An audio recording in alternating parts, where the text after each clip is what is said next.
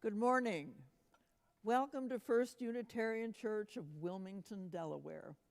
My name is Helen Foss, and I'm delighted to welcome you in my role as worship associate for today's online worship service.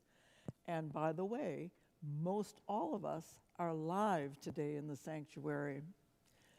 Welcome to you all, no matter the hue of your skin or the origin of your ethnicity. Welcome wherever you are on your spiritual journey, and welcome whomever you love. You are welcome here. If you're new to First Unitarian, I invite you to check out our website, firstuuwilm.org, to learn more about us and to sign up for our email newsletter.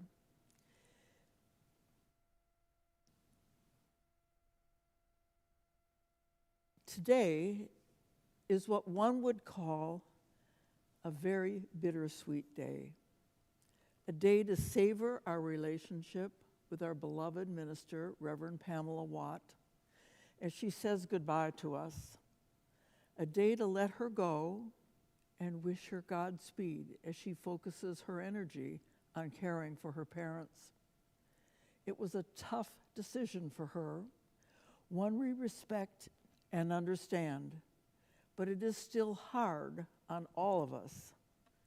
It is with joy we welcome her back in the pulpit this one more time, remembering how much we have grown to care for her and appreciate her ministry, how lucky we have been to have her and her gifts and to cherish them this one more time. And now let us prepare our hearts and minds for worship.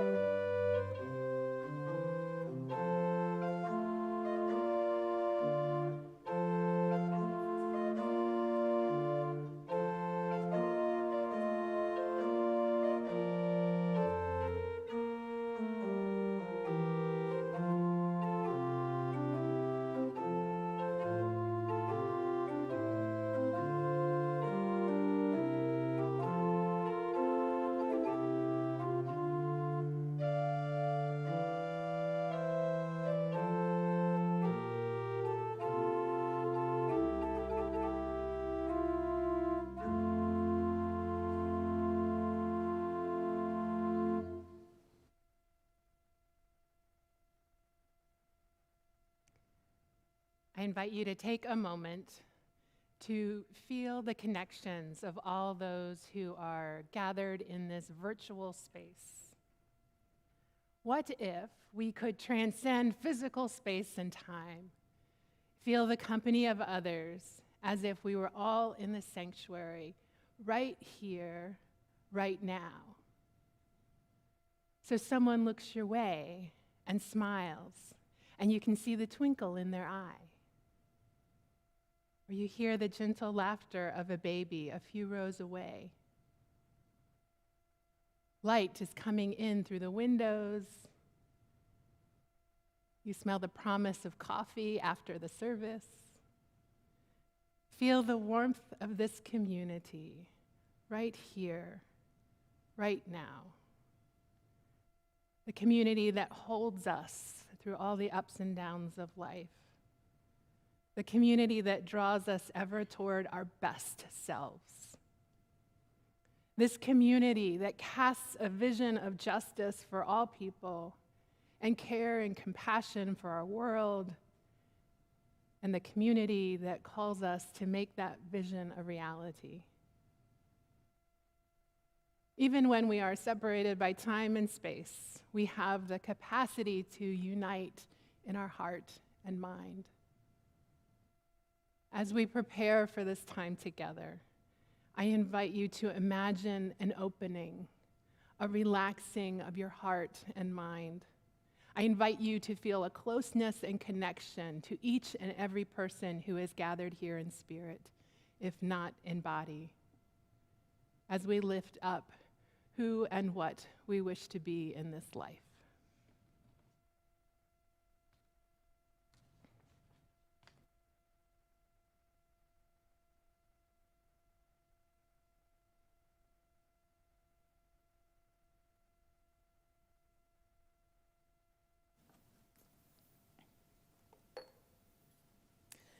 Now, if you have a chalice at home, I invite you to join me by lighting it. This chalice lighting for recognition of ministry is by Nick Wilburn, a UU congregant in Huntsville, Alabama. Reverend Pam, we light our chalice this morning in the spirit of gratitude, thankful for your ministerial service to this church, for celebration of this life and death, dedications and communion, for leading worship, grounding our congregation in spiritual practice, helping us to navigate the wonders and stresses of this world, and make sense of good times and bad. Thank you for being a leader, a comforter, and a friend. Thank you for being our minister.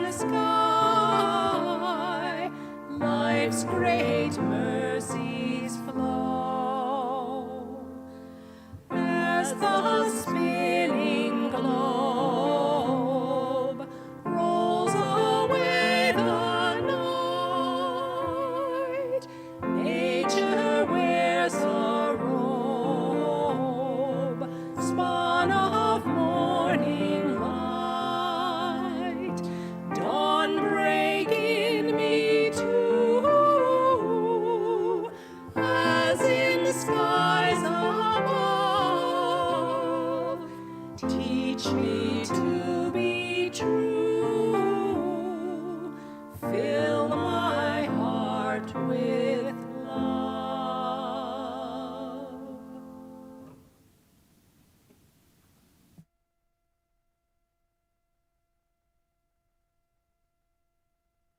join me in affirming our mission.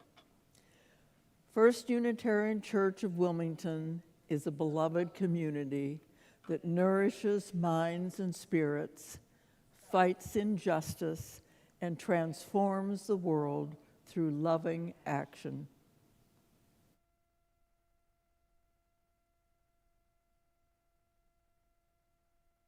Hi, everyone. It's great to be here with you. Did you know there is a plant that has a superpower? This plant is a particular kind of fern, sometimes called a resurrection fern. It originates in the Chihuahuan Desert, which is a very hot, dry part of the western United States and much of Mexico. It looks like a typical fern, and it is very hardy. The thing you need to know about the resurrection fern is that it can go a long, long time without water and still survive. Have you ever had a potted plant or a plant in your yard that you forgot to water and it died? That's because plants, like people and animals, need a certain amount of water inside it to stay alive.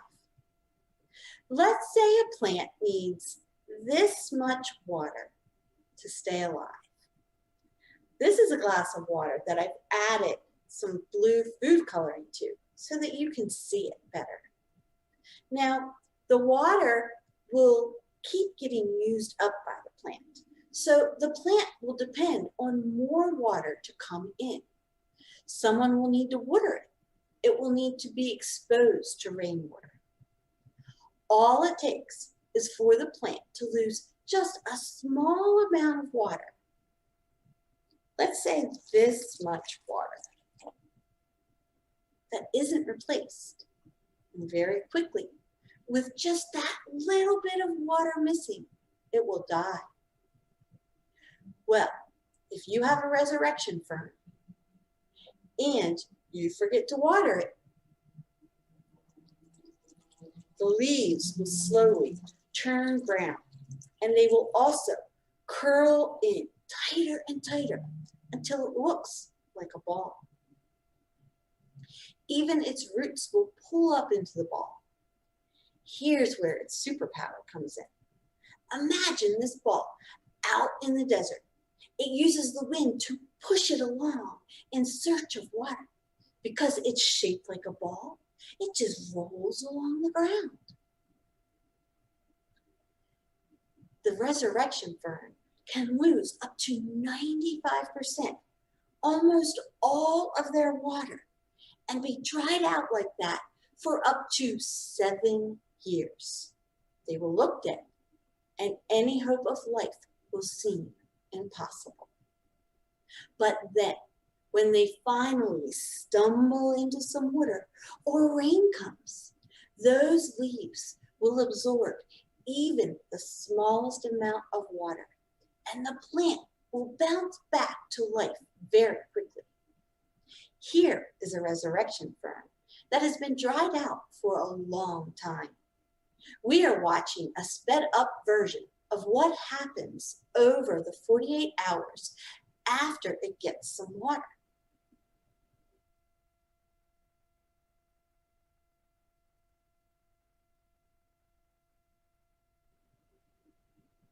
I wonder whether a dried up resurrection fern ever worries about coming back to life.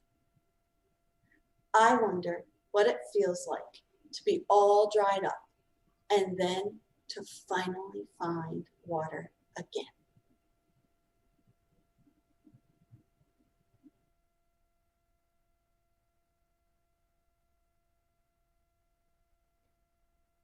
One year ago, we were just 3 months into the pandemic, and the Soul Matters theme for the month of June was slated to be the theme of play.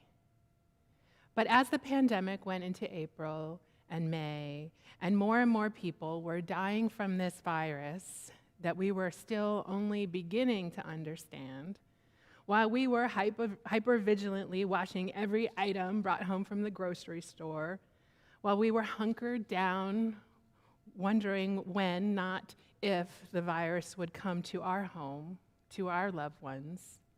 While events were getting canceled, school was moved online, people were starting to feel isolated and especially vulnerable.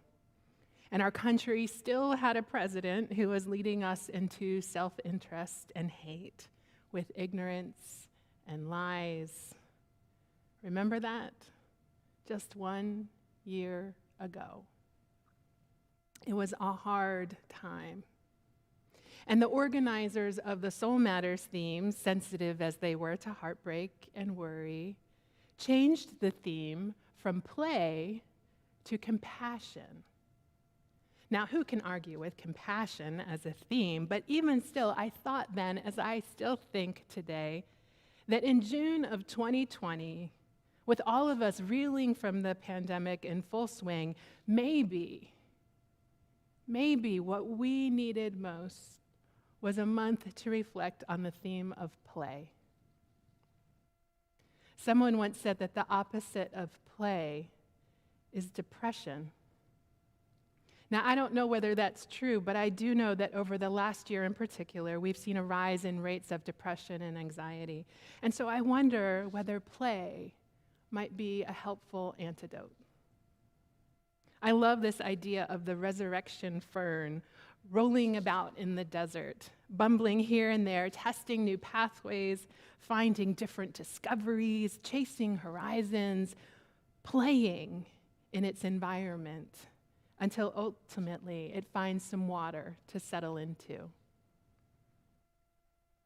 No matter what disposition you are in today, I invite you to settle into your chair or wherever it is you are. I'm going to invite you into a series of questions, and I want you to find the question that resonates with you and let that be your meditation, your playful inquiry, if you will, in the time of silence we will have together.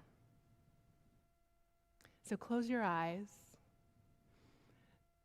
maybe soften your gaze, take a deep breath, let it all out. Notice your body. Notice any places of discomfort. What is curled up or tight that could elongate or stretch out? Are there parts of your body into which you could breathe in life?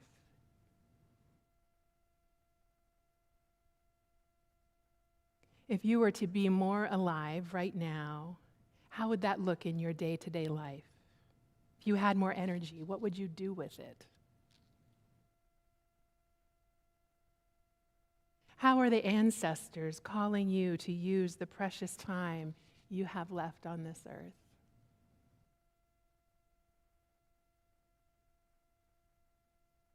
What new adventure could you imagine if imagination had no limits? Let us rest now in a time of silent meditation and playful inquiry.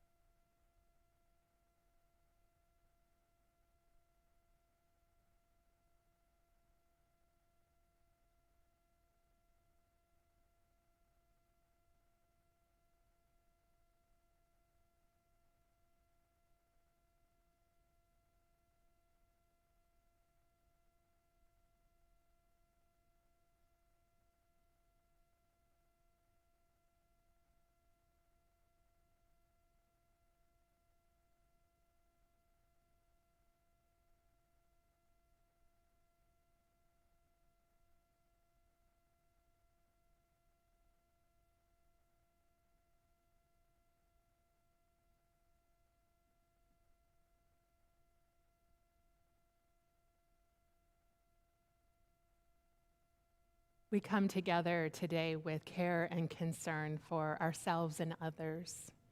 I invite you now to say aloud the names of those who are on your heart and mind.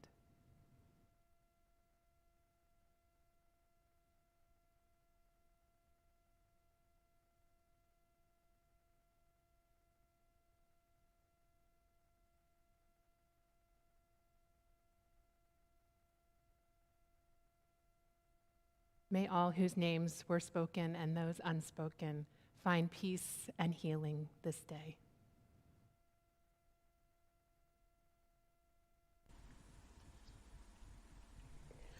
Listen to the song in your heart.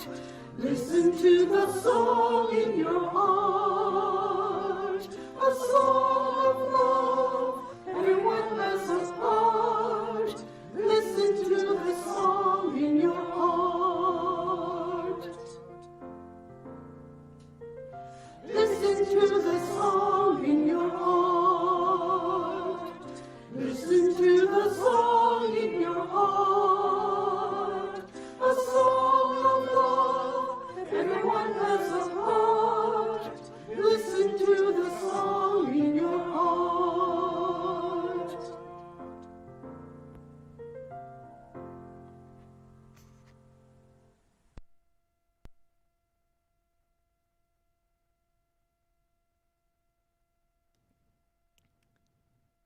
Sometimes life feels like this.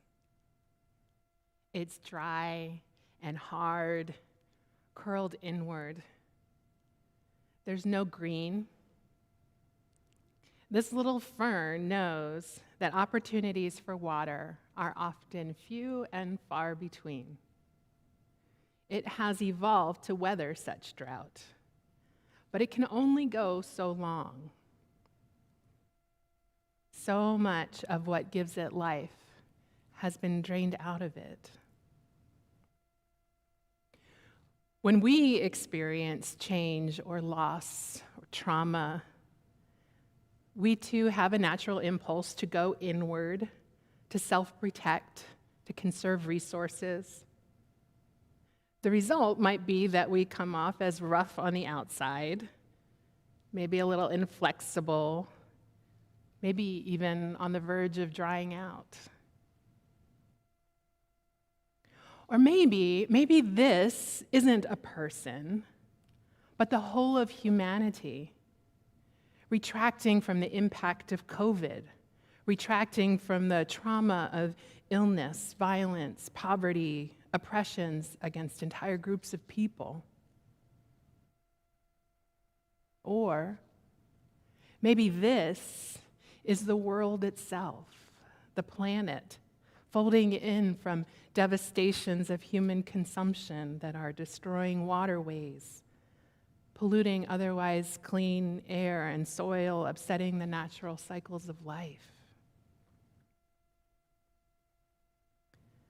Whatever this is, one thing I know for sure is that there are people right now, right here, maybe you know someone who are themselves curling in, feeling lifeless, without joy, without hope, blowing about in the world, so desperately wanting to find something, a lake, a puddle, a spilled drink to land in, even if just for a time, just enough to come back to life. Just enough to remember energy flowing through their body, just enough to believe in the world and believe in themselves once again.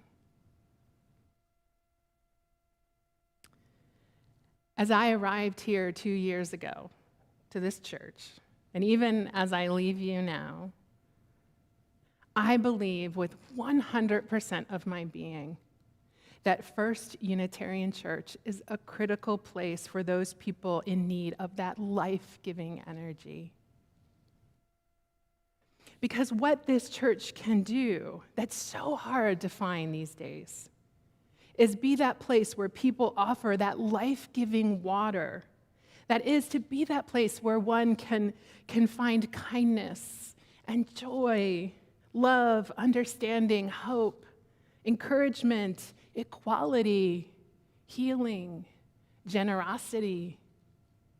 And I know that those words start to feel trite, but they represent words and actions that are necessary and that our world is thirsting for. A few years ago, I was in Boston with a group of teenagers from 2 Unitarian Universalist churches in North Texas. The Boston Pride Parade had just ended, and we left our usual spot on the parade route, which was just outside our historic Unitarian Arlington Street Church on the Boston Common. And we were on the subway on the way to the Pride Festival, which is where people convene after the parade. And on the subway, there was a guy who saw us in our rainbow beads and our pride shirts and our flags, and he asked us where we were from. We told him we were a church group from Dallas, and he wanted to know what kind of church. Oh, Unitarians, he said. I know Unitarians. Unitarians are the backbone of the Pride movement. Yes, that is who we are. And Unitarian Universalists are also the ones lighting up that LED sign on 202 with messages of hope and liberation, lighting the path for a better tomorrow because the world needs hope and liberation. Unitarian Universalists are the ones who have, in the midst of a pandemic, when much of the world was standing still, we were the ones who plowed forward with online Sunday services to provide hope and direction for yet another week, and to teach our values to our youngest children all the way through our eldest adults, because the world needs a place for grounding and returning to wholeness. We plowed forward with continued financial giving each month to outside organizations and to those among us who were in need, because the world needs generosity. We plowed forward with major kitchen renovations to increase our capacity to provide food to people who are hungry. And in the meantime, organizing at-home meal preparation and delivery for Manual Dining Room, because the world needs kindness and understanding. We plowed ahead through hours and hours of planning and research, board meetings and lobbying to get solar panels on the church building to reduce our footprint and send the message to our larger community that our planet needs us because the world needs a more sustainable human race. We showed up after the murder of George Floyd to march in Wilmington with masks on and signs held high in a city that's still suffering from its history of systemic racism because the world needs justice. And we are the ones who attended in great numbers weekly online discussion groups to address the impact of white superiority in our own lives because the world needs equity and healing. And we are the ones who created a ridiculous number of handcrafted paper flowers for our online pandemic flower communion last year because the world needs joy. And we are also the ones who gathered over and over again in the 16 months of my ministry to honor so many of our beloveds who had died, assuring them in death that they were loved and that their legacies lived on in us. First, we gathered in person and brought cookies and made coffee, and we held one another in the wake of such unbearable loss. And then in the midst of the pandemic, we gathered online. We created space in the land of Zoom to share stories, to cry, to offer condolences, to try in whatever way to say, despite the isolation of this time and this loss, no one is alone. And all of this work is that life-giving force, that water that slowly brings us and our world back to life, especially when we need it the most. I know that my early departure from this ministry feels like a setback in our work. Indeed, it is a distraction for some of the strongest, most committed leaders of our board and the search team as they focus their energy on finding a transitional minister to serve in the coming year. And I am so sorry to leave you so abruptly, so soon, and with such bad timing. My decision to focus on family caregiving has been difficult. And for the months since we brought my mother-in-law, who has Alzheimer's, to live with us, and then my father, who had a massive stroke, to live with us, I really thought we could create a caregiving structure that would allow me to return to work. But what I didn't know then, and I'm quoting a recent article from The Guardian, the U.S. has chronically underinvested in care structure, relying heavily on informal family support and an industry sustained by poorly paid workers. All this while the demand for their labor is soaring as our aging population continues to grow as never before. So the truth is, we live in a country where the system itself is counting on unpaid family members and underpaid and so highly vulnerable healthcare workers. And that doesn't even take into account this last year's impact of COVID on our healthcare system.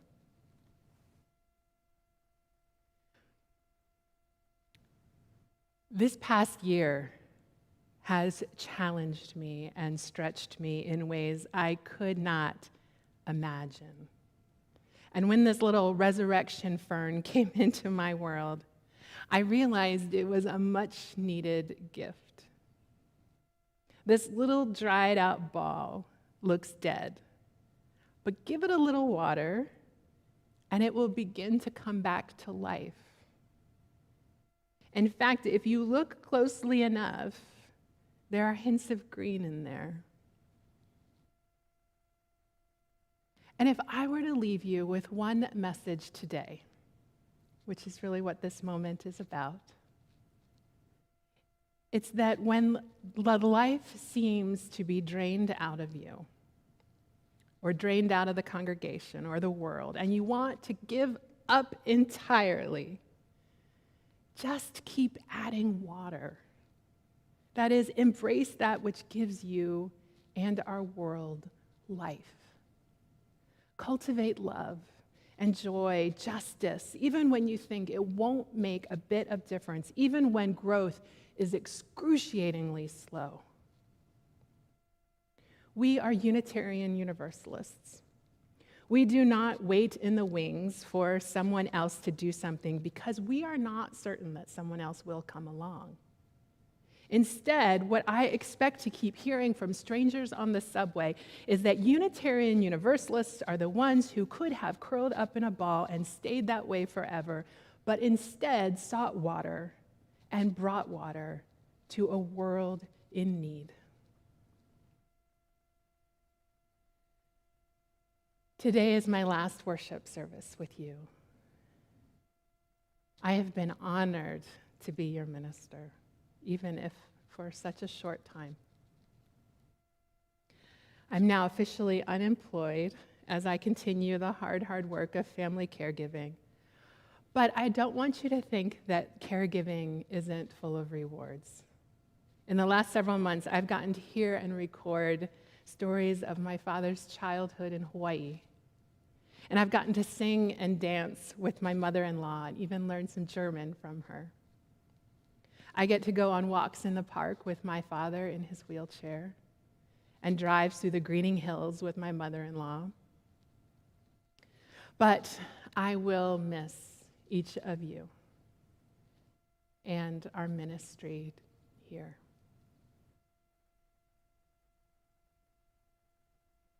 In an effort to support you in forging a healthy relationship with your next minister, and in order for me to let go of my own impulse to minister to you in your ups and downs of life, you and I will no longer be in touch by email, phone, mail, Facebook, and other means. If we're friends on Facebook and you don't unfriend me, know that in the coming weeks I will have to unfriend you. And because I'm going to be staying in Wilmington, we will likely run into one another. And in those moments, we can certainly say hello and be friendly. We don't need to avoid one another in public, but I will ask that we not talk about the church. And I will ask that we resist any urge to connect privately or by other means. Some of you have asked me how long we will manage that distance, and I've learned that it's difficult to predict a healthy timeline. So for now, we should imagine it as indefinite. I cannot thank you enough for your notes, your messages during these difficult months. Eric and I thank you so much for your support. Many have asked how you can help me, and here's what I'll say to that. First of all, you have a very capable, very competent search committee. You have lay leaders and staff who are doing incredible work during this transition time. Support them 100% in this hard work.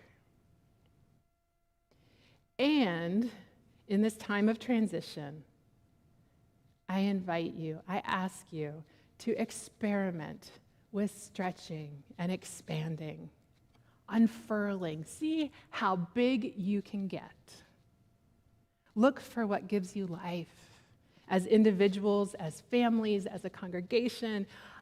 I know that growing inside of you is a faith, a hope, a love, a joy, and it is begging to come forth. And so with trust in this growth, now let us sing.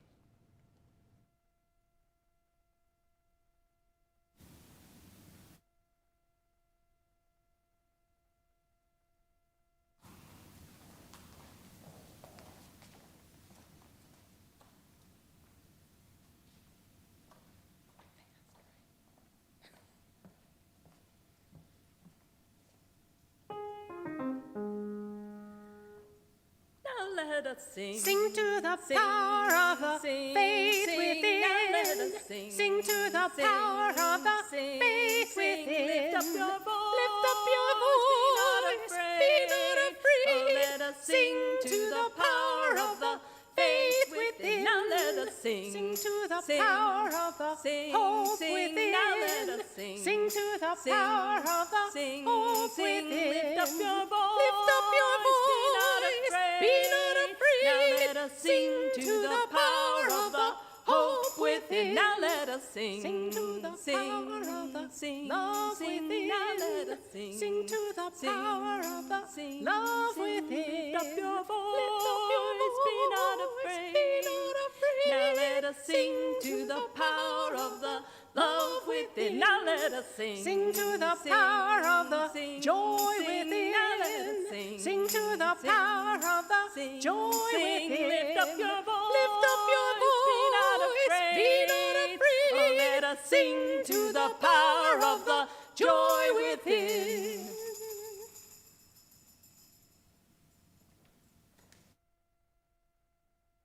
Oh, thank you, Cindy and Rebecca. That was terrific.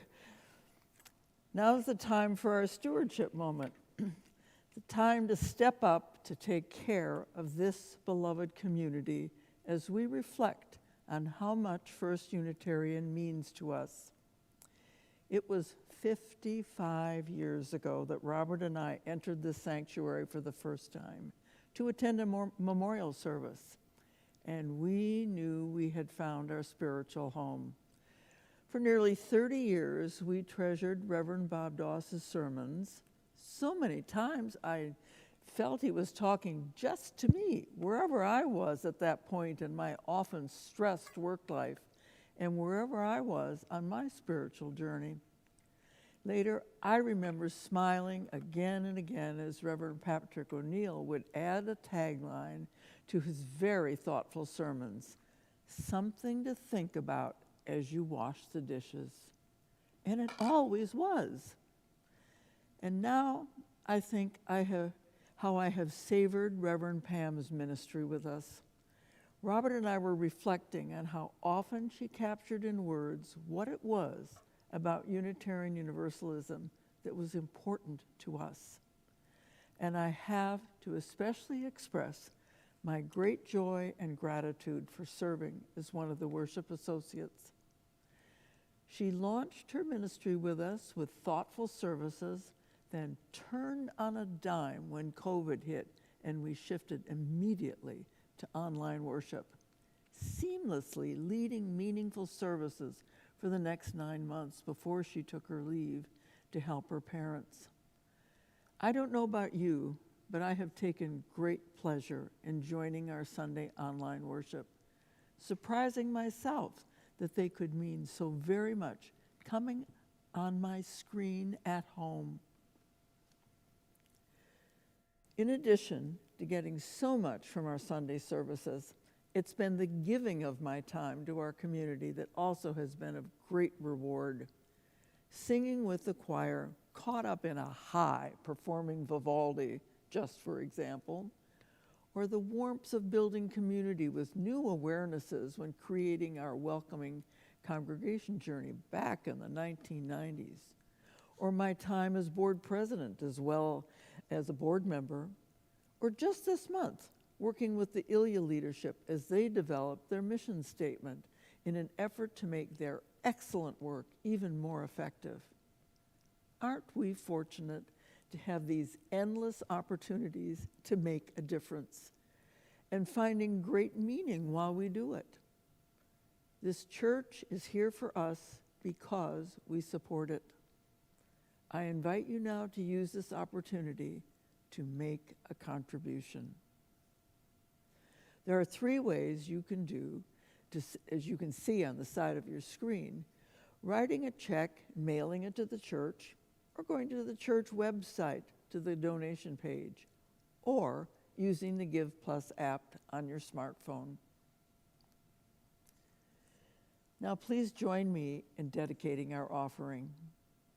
To the work of this congregation, which is weaving a tapestry of love and action, we dedicate our lives and these our offerings.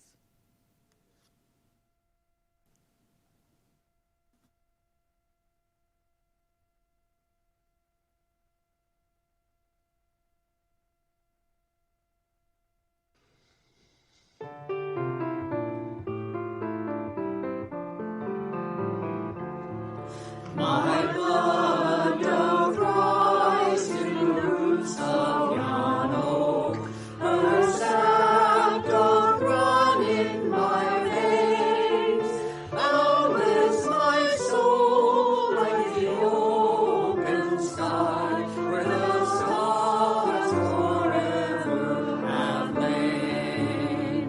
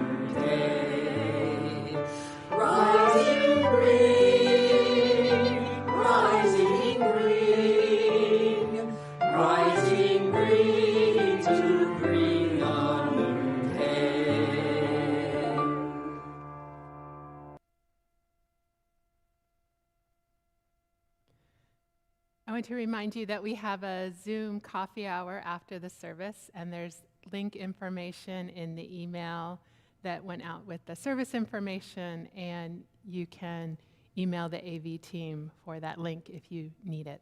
I look forward to seeing you after the service on Zoom. Last year, I asked you a question posed by my colleague in Oak Ridge, Tennessee, Reverend Jake Morrill. The question was, if you could whisper 3 words to a newborn child, knowing that those 3 words would guide that child's entire life, what 3 words would you whisper? Only 3 words, no explanation. And I offered you back your responses in a worship service in March of 2020. And as I go today, I return to those words. We often call this moment in the service the closing words, but in the Christian church and in some Unitarian Universalist congregations, it's called a benediction, a blessing. So here are your words that you submitted, which a year ago were a blessing to me, and I give back to you now in love. You are loved. Share your wonderfulness. You are enough. Love, learn, respect. You've got this. Love everyone always. Cherish your world. We are one. You are perfect. Love, laugh, respect. Give, learn, grow. Always in everything. Be the change. Read, evaluate, think. You will survive. Always be kind. Don't ever say, I can't. Love, learn, act. Find love beneath. You are you. First, love yourself. Welcome, little one. Be at peace. You are powerful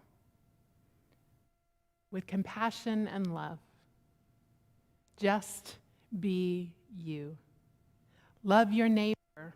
Never give up. God is love. Boundaries and connection. You be fierce. Eat dessert first. Be your best. Bless the world. You are amazing.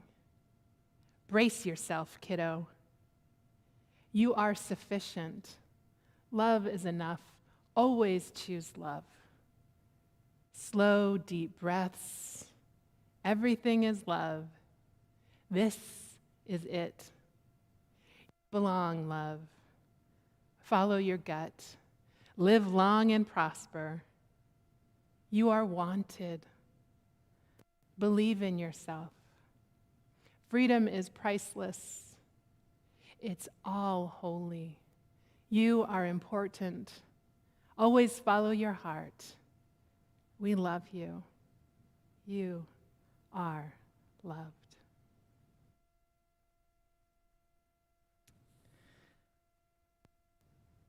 Our amazing music director, Kathy Harris, selected a postlude for today, and when I saw the choice, I was moved by it. I bet Kathy doesn't even know this history, but Ashokan Farewell is a song that was selected for Joe Sandberg's memorial service in October 2019, in the early months of my ministry with you. Susan Ryan played it beautifully on the flute as we gathered to honor Joe's life and grieve his death and support Maureen in the loss of her beloved. And in that memorial service, that song imprinted on me something soulful that I just don't have words for, but it changed me. And in the last couple of days, I've been reflecting a lot on the many losses that we faced as a congregation. If there's one theme in our ministry together, I'm afraid it is grief. The time from birth to death, or beginning to ending, always seems so painfully short. And yet we lean into that pain, and we also use this opportunity to feel more how precious each moment is while we are together. And so, as we extinguish our chalice flame today, may the warmth of this community continue to bless you. May your unfolding in this life continue to be a blessing to others. And may each day find you playing in the beauty, wonder, joy, and love of this all too fleeting life. Go in peace. Go in love.